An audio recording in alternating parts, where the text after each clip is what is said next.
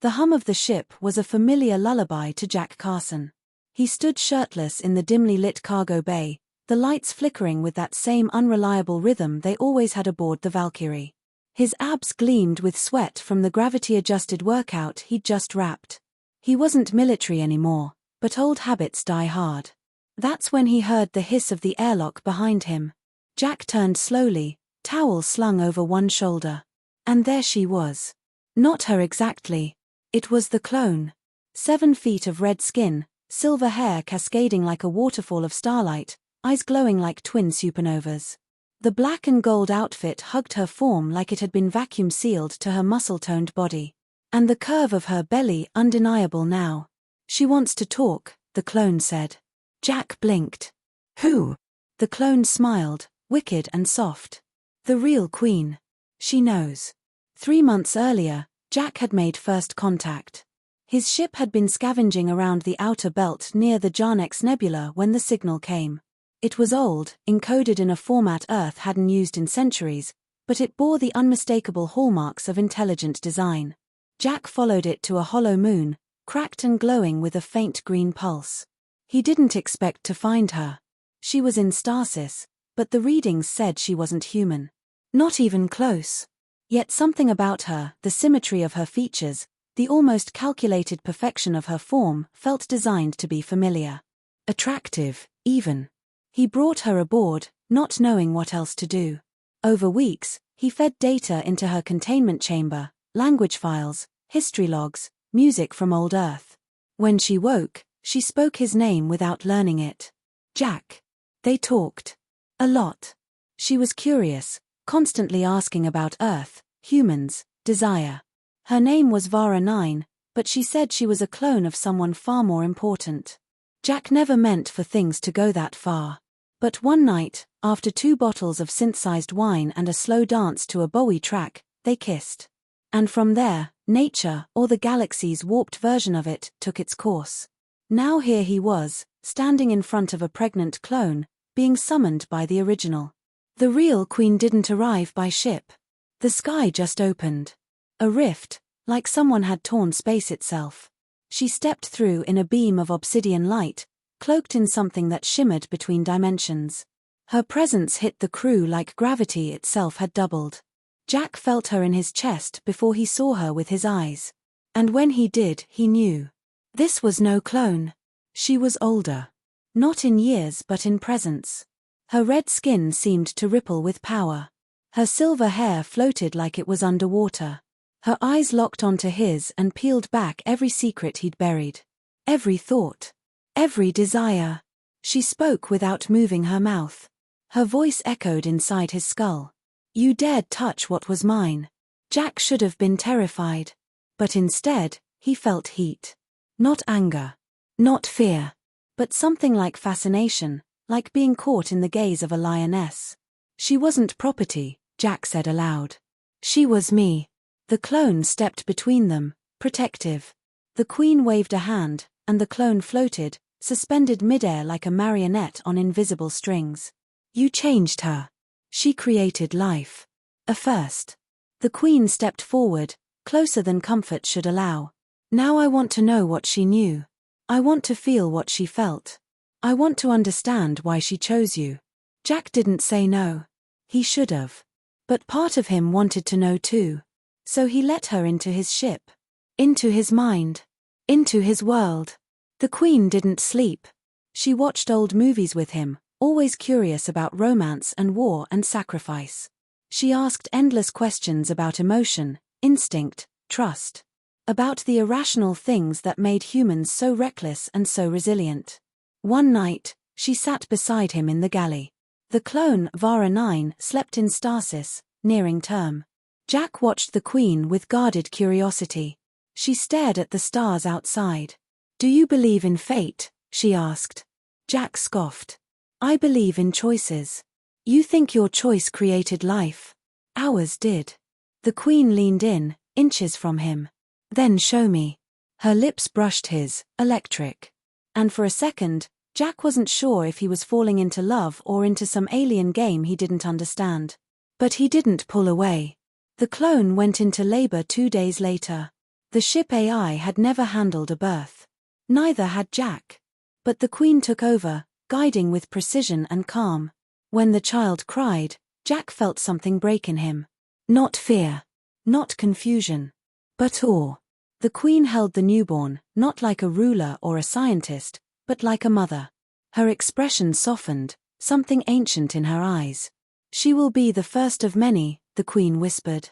Jack stared at her, unsure of the direction this was all heading.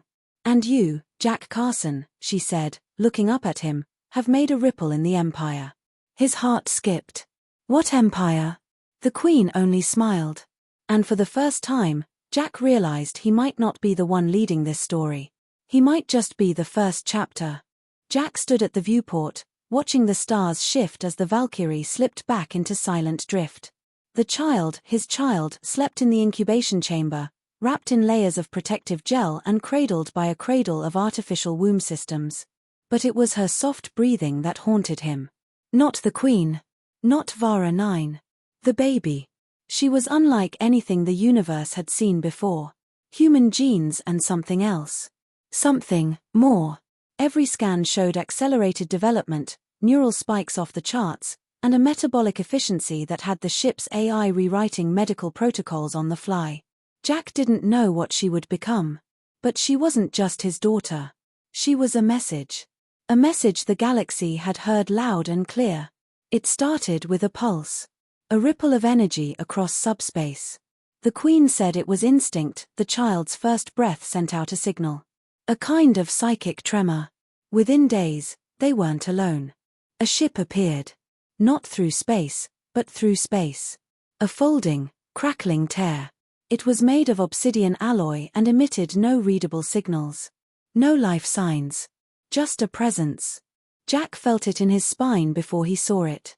The Queen stood beside him. The arbiters are here. Friends of yours? Jack asked. Judges. Enforcers. They are here for the child. Jack's fists clenched. They can't have her. That is not your decision anymore. The arbiters didn't speak. They projected thought, like knives laced with curiosity. They were tall, faceless beings of fractal light, shifting geometry, wrapped in cloaks that defied dimension. They scanned the Queen. Scanned Jack. Paused at the baby. Then the judgment began. Images poured into Jack's mind. Wars fought in distant galaxies. Civilizations erased because of genetic anomalies. Warnings carved into the bones of dead planets. The child, they said, was a breach of protocol. A fusion of lines that were never meant to cross. She's not a weapon, Jack growled. She is evolution, the Queen answered. They fear what they cannot control. But the arbiters didn't attack. Not yet. They left a message, a countdown. 12 rotations. After that, the child would be reclaimed. Or the system would be sterilized. Jack tried to prepare. He modified the Valkyrie, linked the ship's core to every defense protocol he could muster. The Queen, oddly, was calm. She spent her days holding the child, singing to her in a language that had no translation. Vara 9, now fully recovered, didn't sleep. She spent hours watching the stars, her thoughts far away. What happens if they come for her? Jack asked one night. Then we make them bleed, she said without hesitation. But Jack wasn't sure. Not about the plan. About them. Because the Queen had changed. She smiled more. She talked of legacy, of rewriting destiny, of expansion. She saw the child not as a miracle, but as a seed. Jack had seen that look before. In generals. In tyrants. On the 6th rotation, the Queen took Jack into the ship's neural interface. They shared memories. He saw her birth, not natural, but engineered. Created in a lab orbiting a black star, forged as a weapon, a ruler, a god among her kind. She had never known love. Only purpose. Until him. You changed me, she whispered in the interface. Did I? Or did I just give you something else to control? She paused. And for a moment, Jack saw vulnerability crack through her psychic armor. I don't want control, she said. I want more. That terrified him more than anger ever could. Rotation 11. The ship entered orbit around an uncharted moon cloaked in dark matter. They needed a place to hide, to think. But the Arbiters weren't the only ones watching. A signal came through. Human. From a Terran outpost Jack hadn't heard from in years. Carson. That you? It's Captain Ramos. We've been tracking anomalous data spikes. You've got something on board. Jack didn't answer. Listen, I don't know what you found. But if Earth Command catches wind of this, they'll come for her too. The Queen listened in silence. They will not survive the attempt, she said calmly. Jack turned. You're not killing humans. Then they must choose. Ally with the future. Or become its ash. That night, the child spoke. Not in words. In thought.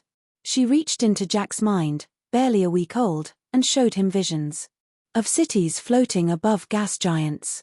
Of life unbound by gravity or war. Of unity. Of fear. He felt her love. And her power. She's dreaming the future, Vara 9 whispered. No, Jack said. She's creating it. Rotation 12. The Arbiters returned. But this time, they didn't come alone. They brought ships. Hundreds of them. A fleet the size of a planet's defense grid. They surrounded the moon. Blocked every exit. Gave no warning. Jack stood at the helm, baby in his arms, watching death approach. The Queen stepped beside him, glowing with a terrible light. We make our stand here. Jack didn't move. Then he placed the child into Vara 9's arms. Take her below. No matter what happens. Keep her safe. Vara nodded, her face steeled. And you? Jack looked at the stars. Time to see if humanity has anything left to say. The Valkyrie shook like a leaf in a cosmic storm. Outside the viewport, ships the size of cities hovered in silent menace, their hulls glowing with unreadable glyphs. Inside, every system screamed in protest. Jack Carson gritted his teeth as another wave of EMP washed over the shields. The countdown had ended. The Arbiters had returned. But Jack wasn't the same man who had stumbled into a ruined moon and woken a sleeping queen. He was a father now. A symbol. Maybe a mistake. But he'd be damned if they'd take his child without a fight. Defensive grid at 60%, the ship's AI barked. Redirect core power to kinetic dampeners, Jack ordered. We hold the line. The Queen stood behind him, no longer cloaked in mystery. Her form shimmered with energy barely contained by flesh. She wasn't hiding her power now. She was a weapon, and she was ready. 3 of their vanguard ships have deployed boarding spores, she said, calm as a whisper. Jack turned to her. How many can you stop? She smiled, eyes glowing white. All of them. Below deck, Vara 9 cradled the baby. The hum of chaos echoed through the walls, but the child slept soundly. She wasn't afraid. Not even aware. As if she knew. Vara watched her with awe. You're going to change everything, she whispered. Aren't you? The baby opened her eyes. No whites. Just swirling galaxies. And then she spoke, not with a voice, but with thought. You must help him. Vara stiffened. Jack. He must choose. Show him. Choose what? To let go. In the command chamber, the Queen launched like a comet. The air crackled with static as she punched through the hull and into the void. The Arbiters didn't flinch. They welcomed her. Jack watched on external cams as she tore through the first spore ships with impossible speed, a blur of red and silver, energy trails painting death across space. But they kept coming.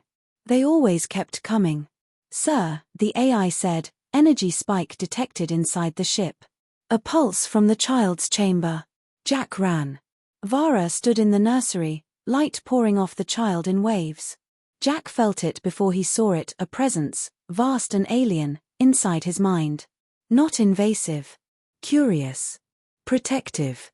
The baby floated slightly, gravity bending around her tiny form. She's not just a hybrid, Vara said. She's a conduit. Jack frowned. For what? Before she could answer, a wall of the ship tore open. And an Arbiter stepped inside. Not like the others. This one was different. More solid. Taller. Eyes like suns. He didn't move aggressively. He just looked. Jack stepped between it and the baby. No closer. The Arbiter tilted its head. Then it spoke. Not in words, but in memory. Jack saw flashes, galaxies born, wars waged in silence, a race that had once tried to create harmony and had instead built fear. The Arbiters weren't enforcers. They were fail-safes. Created by something older than stars. Created to stop what came next. The child. She's not a threat, Jack said. She is, the Arbiter responded through thought. But not to you. To everything else. Meanwhile, in orbit, the Queen was faltering. Too many ships. Too many enemies. She fought like a goddess, but even gods bleed. And the moment she did, the fleet moved in. Dozens of spores launched. Target, the child. Jack saw it on the sensors. They wouldn't reach her in time. Unless he made the choice. He looked at Vara. At the baby. At the Arbiter. I can't stop them, Jack said. The Arbiter stepped forward. You can. But it will cost you. What? Your bond. Your humanity. You will not be father. You will be anchor. Jack didn't understand. Until the child reached out. He felt her then. Every thought. Every possibility. Every future. She didn't need protection. She needed permission. Let me become. Jack closed his eyes. And he let go. The moment he did, the ship became light. The baby pulsed once, and the pulse became a wave. It shot through the fleet, through the Queen, through the Arbiters. Systems failed. Time stalled. Space screamed. Jack collapsed. When he woke, everything was quiet. The Queen returned, scorched and shaking. Vara knelt beside Jack. She changed them. The baby was still. Not asleep. Not awake. Just watching. Outside, the Arbiters drifted like statues, their ships dim. The threat was gone. For now. But Jack felt different. He wasn't her father anymore. He was her first witness. And something was coming. Something she had seen. The Queen touched Jack's shoulder. You gave her the universe. Now she will decide if it's worth saving. The galaxy fell silent. Not just around the Valkyrie, but far beyond. Long-range scans showed ships stalled mid-warp. Worlds paused. Empires that once shouted across the stars now held their breath. Something had rippled out from that small moon cloaked in dark matter. Something undeniable. The birth of a new force. The child. Jack sat alone in the ship's garden chamber, a tiny space overgrown with faux earth vines and nutrient fog. The baby had been moved to a secure chamber below. Or, not a baby anymore. Not quite. She grew by the hour. Where once had been a tiny, fragile infant was now a girl 4 or 5 in appearance, though her eyes held star maps. She no longer spoke aloud. She didn't need to. Jack still remembered her voice inside his mind, soft and final. Thank you. The Queen entered quietly. Her armor was gone. Her presence dimmed. She looked tired. She's asking questions, the Queen said. Questions I can't answer. Jack leaned back. She wants to know what comes next. Yes. So do I. They weren't attacked again. The Arbiters didn't return. Their ships remained, orbiting, dormant. As if waiting for orders that would never come. Vara 9, once a clone and now something else entirely, had taken the role of guardian. Teacher. Mother. The Queen no longer gave commands. She sat beside the child often, simply listening. And Jack. He built. He turned the Valkyrie into something new. A sanctuary. A floating temple. A seed for the future. The child didn't want war. She wanted understanding. She spoke to other minds, scattered across the galaxy. Refugees. Scientists. Lost tribes. Faded leaders. She connected them, slowly, like drawing lines between stars. And through her, something bloomed. A network of thought. Of empathy. A galactic pulse. One evening, she came to Jack. Now she looked 10. She wore a dress stitched from recycled fiber and light. Her eyes, still galaxies. It's time, she said softly. Jack's heart sank. Time for what? To go. To find the others. The ones who have always waited. Jack felt something crack in him. You're leaving? She stepped close, took his hand. Not leaving. Expanding. I'm not bound by bodies anymore. You helped me learn that. He tried to stay strong. So what happens to us? You live. You guide. You teach them what you taught me. What did I teach you? She smiled. That love is risk. But it's always worth the fall. In the following weeks, the child departed. Not in a ship. She simply unfolded. Became light. Spread into the latticework of the galaxy like a song. And where she passed, people changed. The hunger for power quieted. Borders softened. Rulers stepped down. Entire fleets became search parties for knowledge instead of conquest. Not overnight. Not perfectly. But genuinely. Jack grew older. Stayed aboard the Valkyrie, orbiting the same moon where it all began. He became a figure of myth. The man who fathered the spark. The anchor. The witness. Vara remained with him. And the Queen, now just Vara's sister, built cities among the stars from what remained of her empire. No war ever came again. Because a new generation rose, born of the spark. Not clones. Not copies. Individuals connected by thought but guided by heart. Jack died many years later. Peacefully. On the ship. Surrounded by children not his own, but all carrying a piece of his story. As he passed, he heard her voice one last time. You showed me humanity. And I kept it safe. And with that, the stars blinked a little brighter. Moral. It is not power that defines a species, but what it chooses to do with love.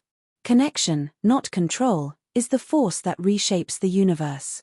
One human heart, flawed and unremarkable, can echo louder than any weapon if it chooses compassion over fear.